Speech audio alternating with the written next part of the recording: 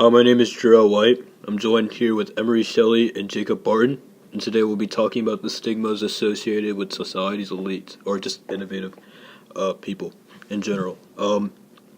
So I feel like as a collective society, I think that we kind of project our desired and undesirable attributes to these innovative figures, and so we aspire to be those figures, but we also condemn their questionable acts. I think we never really look at like their contributions and not their principles. You know what I mean? I think as a society we tend to look at the people's characters and not their works. You know what I mean? Just like Mel Gibson. He's a famous actor and director, and because of his slang or Jewish, because he downplayed Jewish principles and traditions.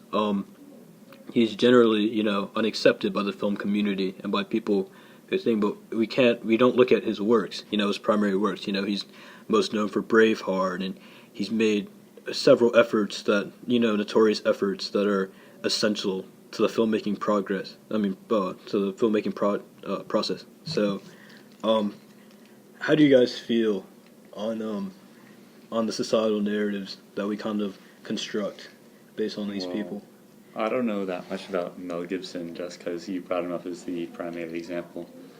I think in a lot of cases, these people's kind of outstanding traits are seen more as quirks or something that makes them stand out from their peers in not necessarily a strictly negative way, like you've kind of expressed, but in other ways. Like I know one that you kind of brought up a little bit earlier was Steve Jobs. Yeah. Right? Yeah, Steve Jobs was a really, really weird guy, and a lot of people thought that his personality was not exactly agreeable, but at the same time it was not viewed in a strictly negative light just because he's done so many amazing things, and the things that people kind of criticize him are not universally criticized. They're just kind of seen as quirks or things that make him stand out, but not in a completely harsh way. I definitely agree with that. I think that we as a society tend to really focus on the negative traits of things just because it's so much easier to play devil's advocate than to actually try and support something. I've noticed just myself that a lot of people can sometimes be resentful or jealous of success, and this leads them to kind of vilify certain aspects of a successful person's character. That's kind of what Jarel and Emery mentioned with Steve Jobs, where he had a kind of quirky personality and it worked for him. It made him extremely successful, but some people would just condemn those personality traits just because they were so different to them. And some people might see that as kind of a way of them being jealous or just resenting his success as a person just because of that one trait that he has. I'm gonna have to go in the middle with what you guys say.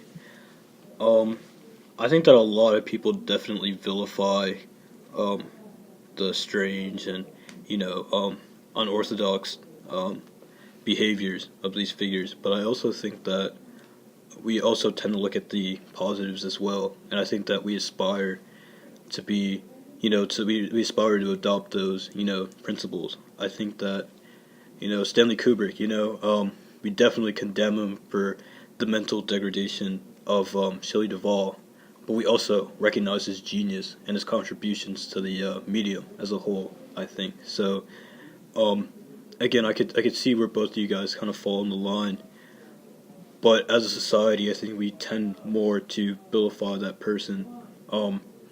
We like to look at the negatives as opposed to the positives in their works and their contributions and stuff like that. Bryan Singer, who directed the X-Men films, he recently was a lot of people came out and said that he had raped them, and I'm not saying that that's right, but I tend to look at their works more so than the person's behavior, I think. But a lot of people don't. A lot of people totally disregard their work because of their character, and not necessarily, like the advancements that work had led to, or the positives that works has, delivered to us. So I kind of want to get you guys' opinion on, should we totally disregard somebody's work because of their character, or should we not necessarily, agree with their character, but still watch or, take in their art or their, works or their contributions? Well, I kind of have a question kind of in the same genre for you, Jarel, is whether or not, obviously these people you're talking about are hugely impactful in their fields, but I'm curious as to whether you think the quirks that make them stand out personally from the other people in their area, do you think that having these quirks makes their legacy different than what it would be otherwise if they had simply been the world's greatest director or the world's greatest film writer, but maybe with just a kind of generic personality? Do you think that their legacy would be different because they have these quirks, their impact on the industry has changed? I think that their quirks had led them to creating works that are inimitable, they're imitable, you know what I mean? You can't really, when you look at these profound figures, their unconventional acts have led to their notoriety and their fame, you know what I mean?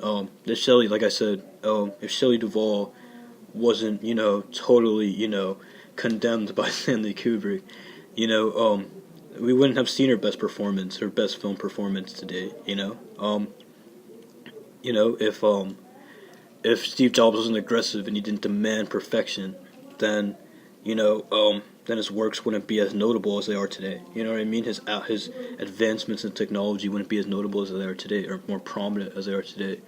So I think that when you consider their actions, in hindsight, they actually led to, the advancement of different mediums, I think. And I think that their legacies, in part, would totally be different. If they were just normal people, if they didn't have those unorthodox behaviors, then we wouldn't remember them as we do today, or they wouldn't be as relevant as they are today, I think. I think that we just look at their works and be like, well, that was good, but what about the person's character? What about their demeanor? And that ultimately leads us to really admiring it and really taking that in and really, really kind of just intimidating those aspects of their life. Yeah, I agree with Jarel.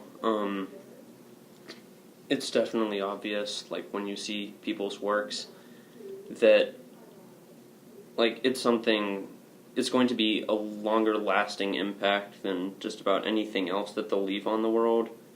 And,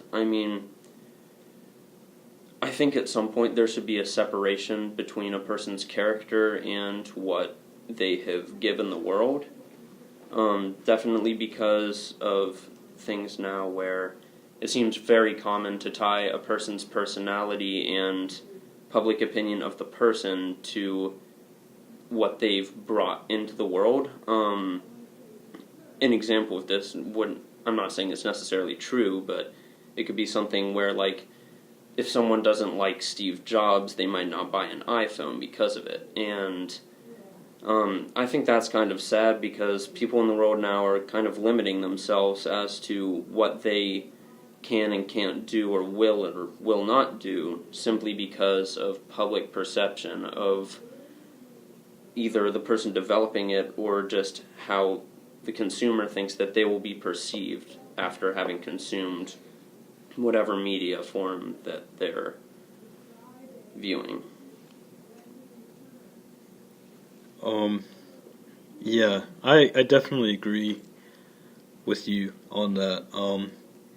We tend to look at the characters, the person's personality or their characters, as opposed to just looking at the work that they've contributed to our society, I think. If you look through history, there's a lot of people who have done questionable acts, but without their works, they wouldn't have led to progressions in society. Vincent van Gogh, he was, he suffered through, I think, a mental illness. I think it's bipolar. But,